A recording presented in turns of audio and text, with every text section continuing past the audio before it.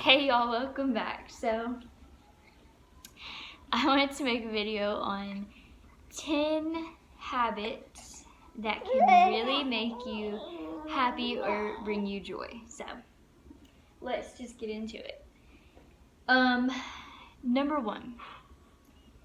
I have incorporated this, obviously since having a baby, you almost don't have a choice, but waking up early and at the same time every single day, and that starts your day off in a routine. It starts your day off well, because if you wake up early enough, whether you have work or you stay at home, you can wake up, you can drink coffee, make some breakfast. If your baby's eating food, make them breakfast. And if you have work, you can get up and go use the bathroom. You have time to do these things instead of rushing and trying to hurry up. You give yourself 10 minutes because you know it only takes 10 minutes to get dressed and put your shoes on and get out the door. But if you wake up, at the same time you wake up kind of early, especially let's say you're in college or you do stay at home like I do. You're in college, you're doing online, or it's summertime and you're out of school. If you still do these things, you have a healthier mindset. I know that may sound crazy if you've never experienced that, but the more that you stay in a routine, the better off you are and the happier your mental state is. Because there's no question you're not waking up, oh, am I going to be late for work, or I'm going to be late to drop the kids off at school, am I going to be waking up so late that I don't have time to take out dinner to thaw out, or just anything. There could be a million reasons that make your mental state not, I don't know, it just makes you overwhelmed. There's just so many things that incorporates it. But number 2, make time for Jesus. So this is something that I think most Christians struggle with, and I struggle with it, is making time for Jesus. You have to make time for Him in your daily life, no matter how busy your daily life can get, and no matter how many, sports activities or extracurricular activities that you or your children or whoever's doing, that you're driving around, you're busy, you're trying to cook dinner, you got to keep up with laundry, there's all these other things that you have to do. But you should try your very, very best to keep Him first, because that's the purpose that we're here on earth for. And I think a lot of us lose track and lose sight of that. Like, we really think that our purpose here is to go to work, to make money so that you can live and survive enough to pay bills and then die. Like, that's not why we're here. And back in biblical times, you didn't have to pay bills necessarily. You maybe paid taxes or things like that, but I don't know. It's just, that's not our purpose. That's not why we're here. And I think a lot of times we forget that because we get so trapped in the daily busyness of everyday life. So, number 3, try to say your blessing before every meal. And that does not mean because it's Thanksgiving or Christmas that we're going to bless our food because there's 50 of us sitting at a dinner table or sitting in the living room or whatever. This means every time you eat breakfast, you and your baby sit down, try to teach your baby, who may not even understand anything yet, or you made lunch for yourself, or you're at work and I don't care if you're with somebody or not, just excuse me. You don't have to say anything out loud, just excuse me, I'm going to say a blessing. And I can't tell you how many times I felt that in my heart, and I said, I'm sorry, excuse me, I'm going to say a blessing really fast. And I went to bow my head, and they're like, oh, well, here, and reach out for my hand and say, will you say it out loud for me too? I can't tell you how many times that's happened. And that makes you feel so good, because that other person, like I just got finished saying, is probably caught up in that daily, just ruckus of everything. And so it's very refreshing.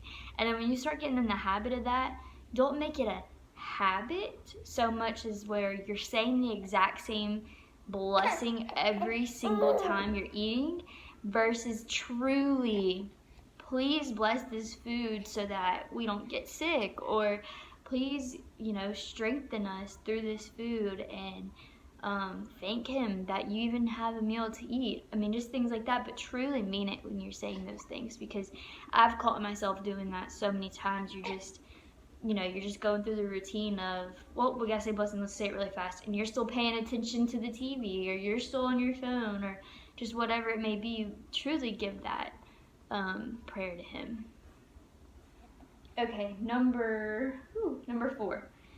Get in the habit of complimenting others. So if you're a woman, compliment another woman, because I know firsthand that a compliment from another woman is so much more pure than a compliment from a man. It doesn't matter if that man is a loved one or a stranger. It means so much more. I don't know why. It's just confidence, and it's just a good boost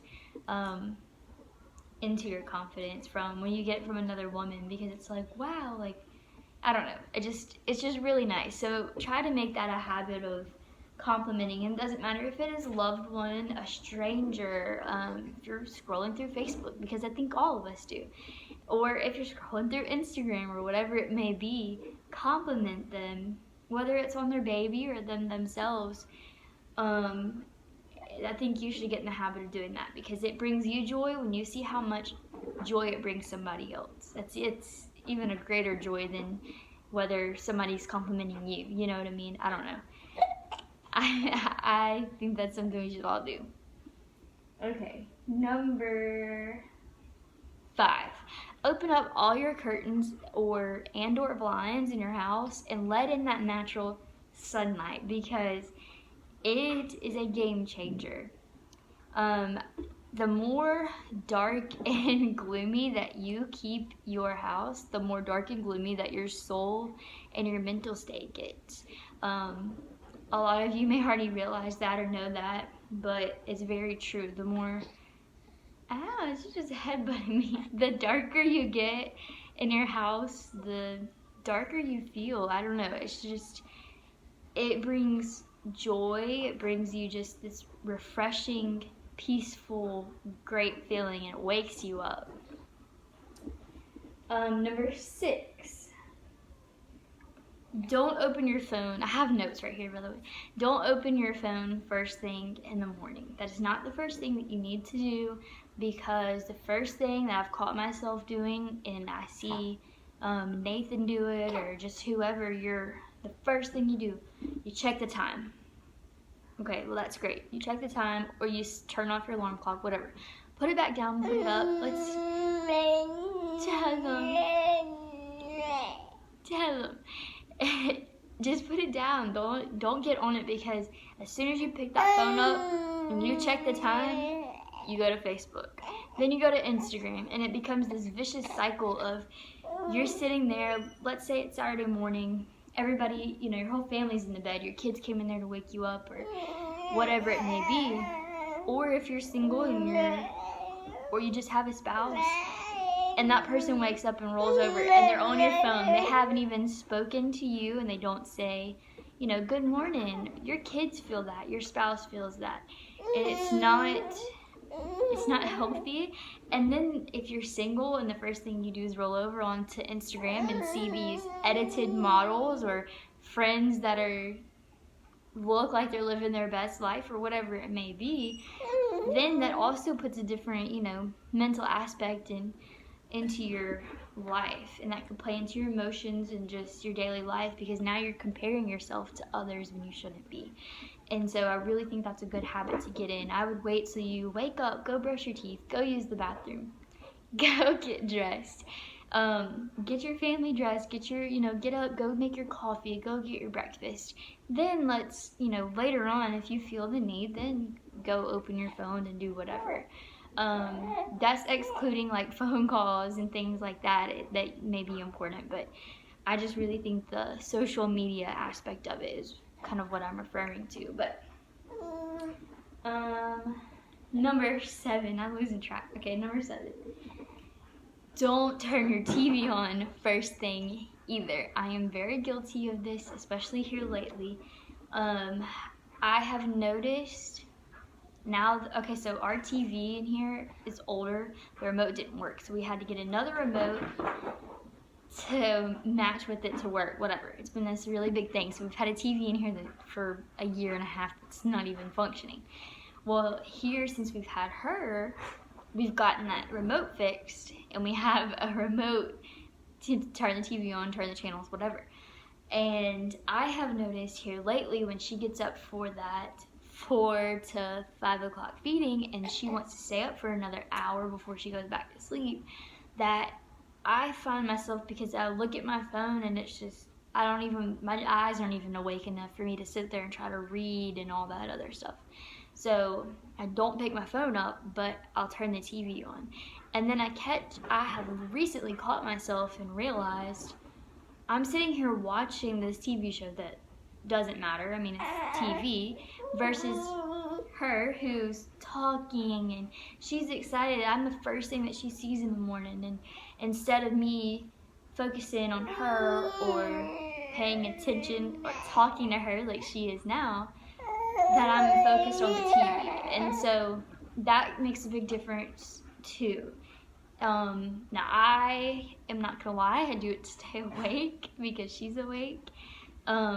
But having it on as background noise and then, having it on because you're like this, staring at the TV, that's two different things. So, I would try not to do that the very first thing, because then you're into whatever you're watching, and then you stay in the bed longer, and then you don't get out of the bed, and then you just feel gross the rest of the day. So, alright, number 8.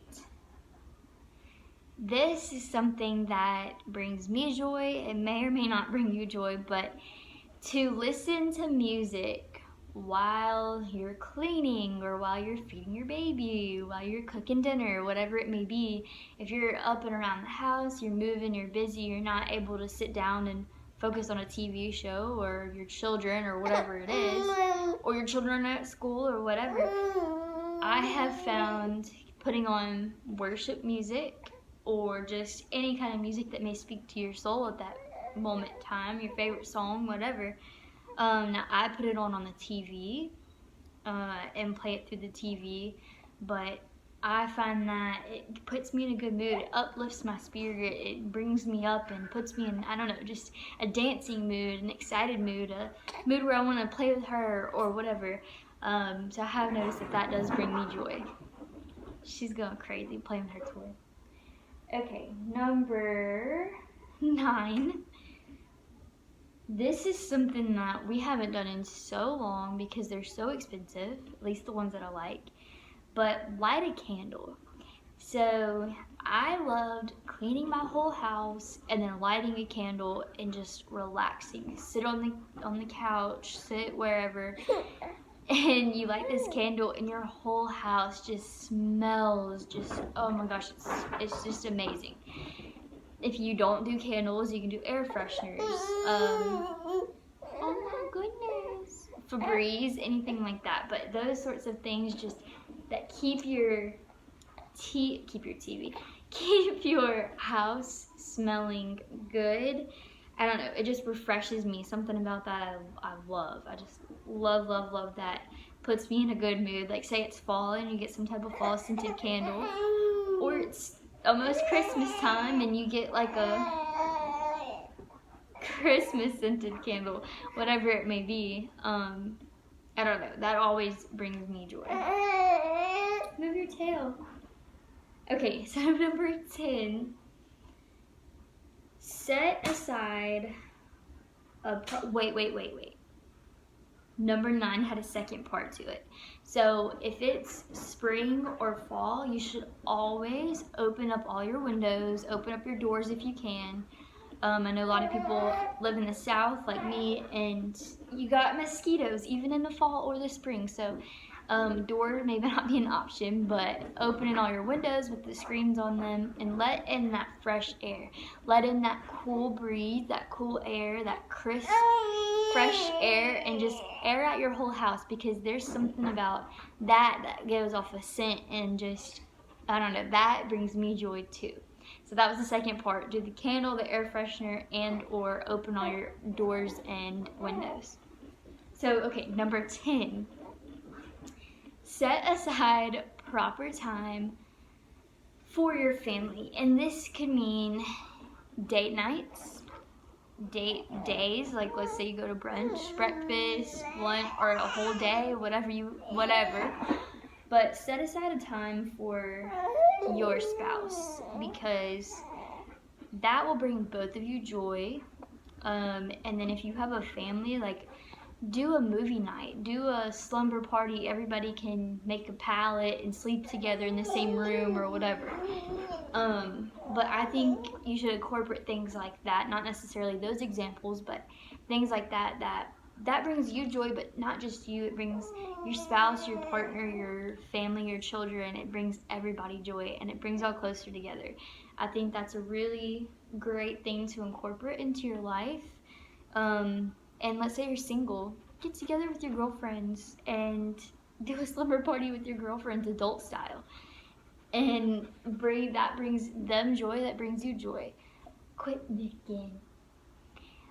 But those are the 10 things that I would give advice to for bringing a little bit of extra joy, excuse you, into your life.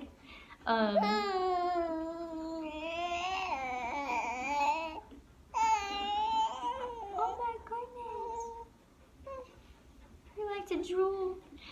But I hope y'all enjoyed this, and I hope that these things could help you. And if you're already doing them, great. That's wonderful.